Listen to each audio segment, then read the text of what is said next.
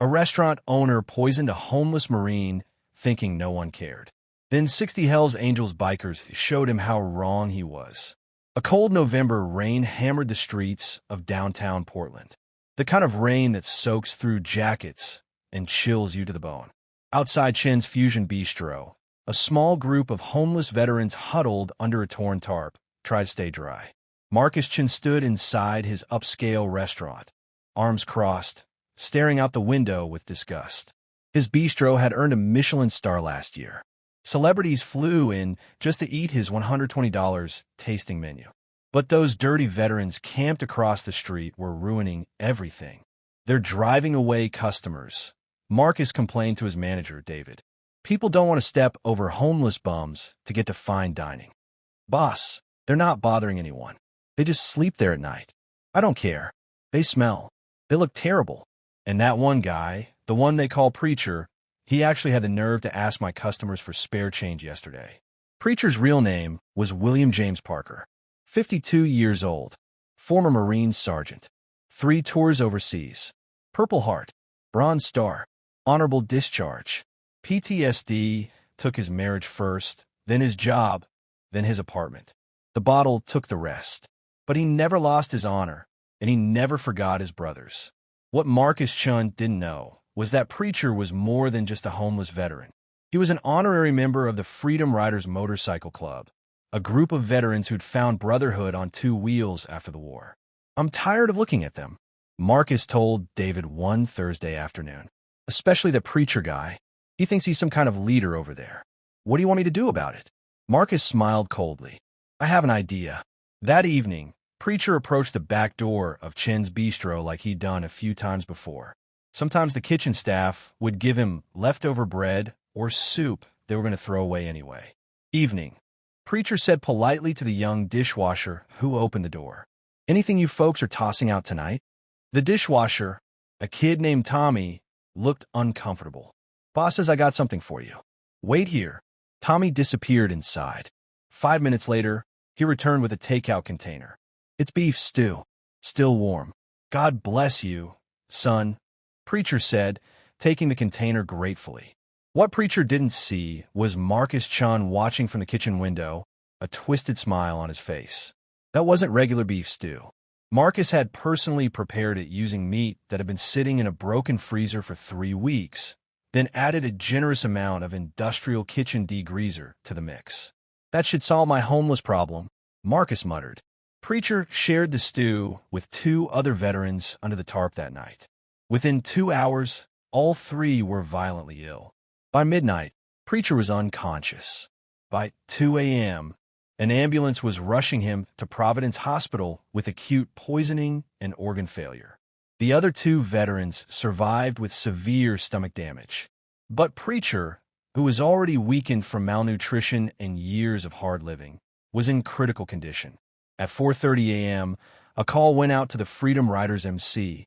Preacher's dying. Someone poisoned him. By 6 a.m., 40 motorcycles were parked outside Providence Hospital.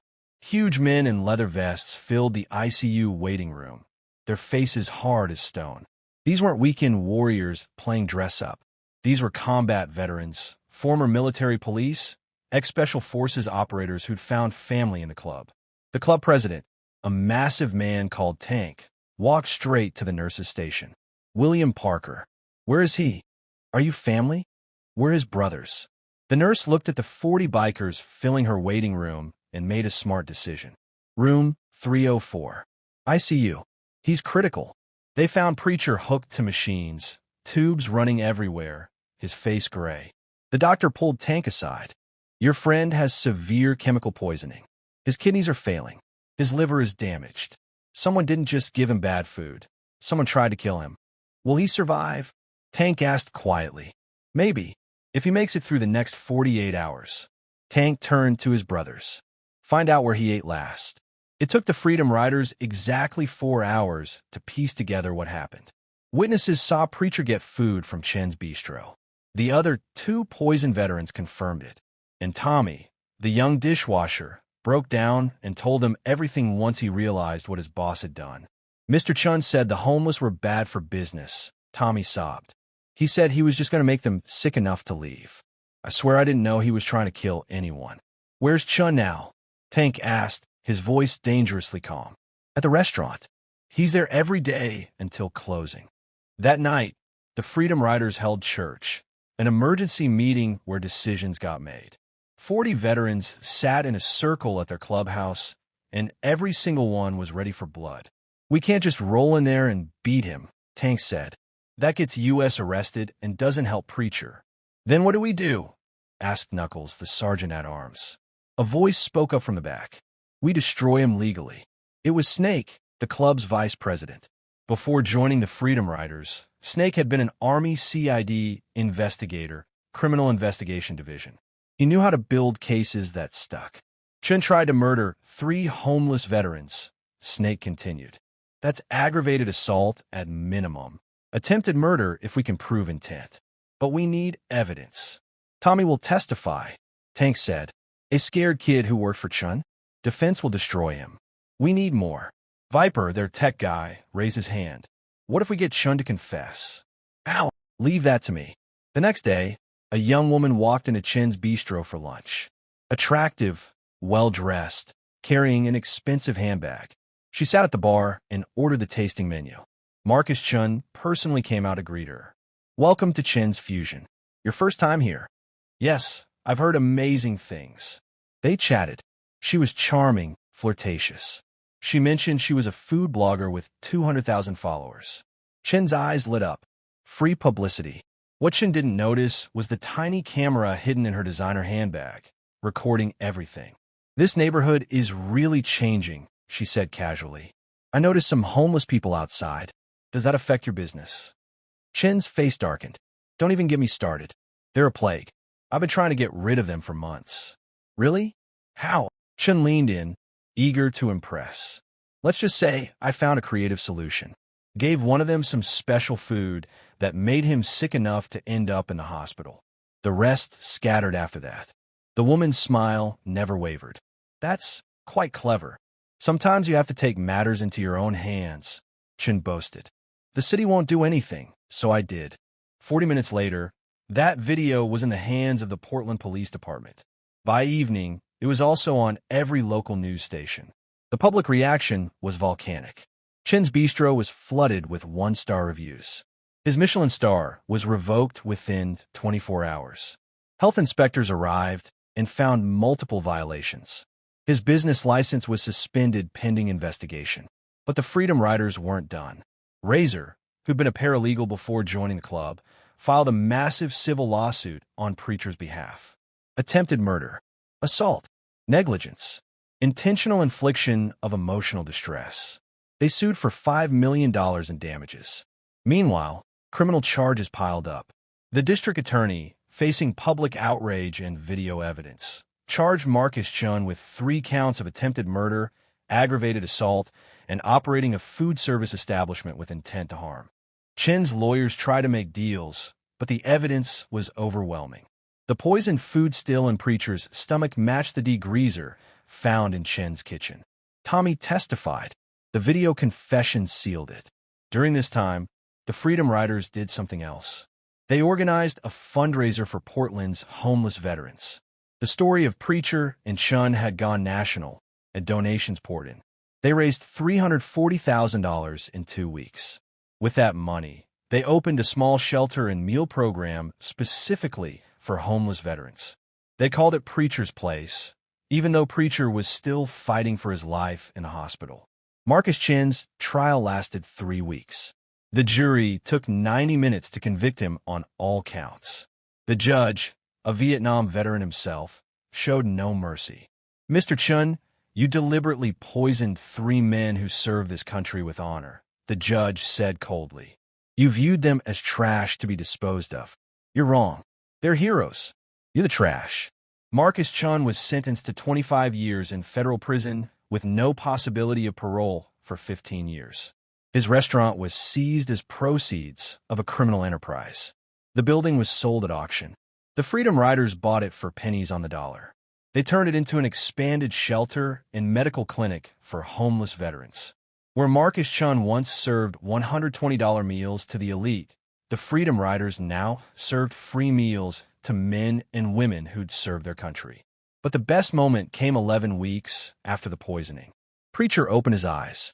The machines had been turned off. The tubes were gone. He was weak, scarred, but alive.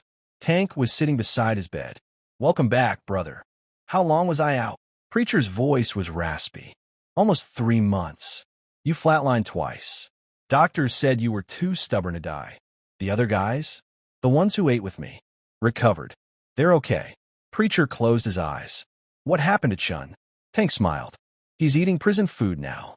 25 years worth." Tears rolled down Preacher's face.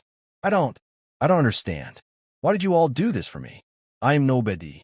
Just a broke-down Marine living on the street." Tank gripped Preacher's hand hard. "You're not nobody. You're a brother. You wore the uniform. You served with honor.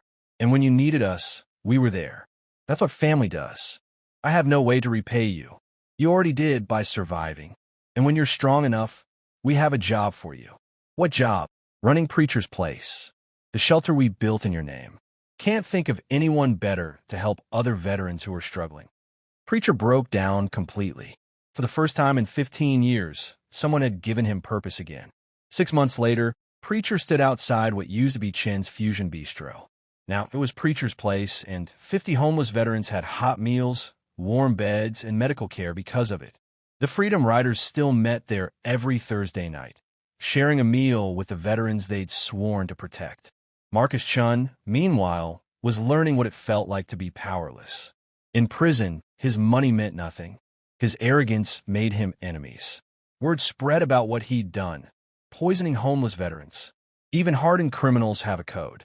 Men who hurt children and veterans are targets. Chen spent most of his time in protective custody, isolated and afraid, counting down 9,125 days until he could even apply for parole. The Freedom Riders never visited him, never wrote, never thought about him, because he didn't matter anymore. He was just another coward who'd learned that when you poison a veteran, you're not just attacking one man. You're attacking a brotherhood. And that brotherhood always takes care of its own. Preacher lived another 12 years, running the shelter that bore his name.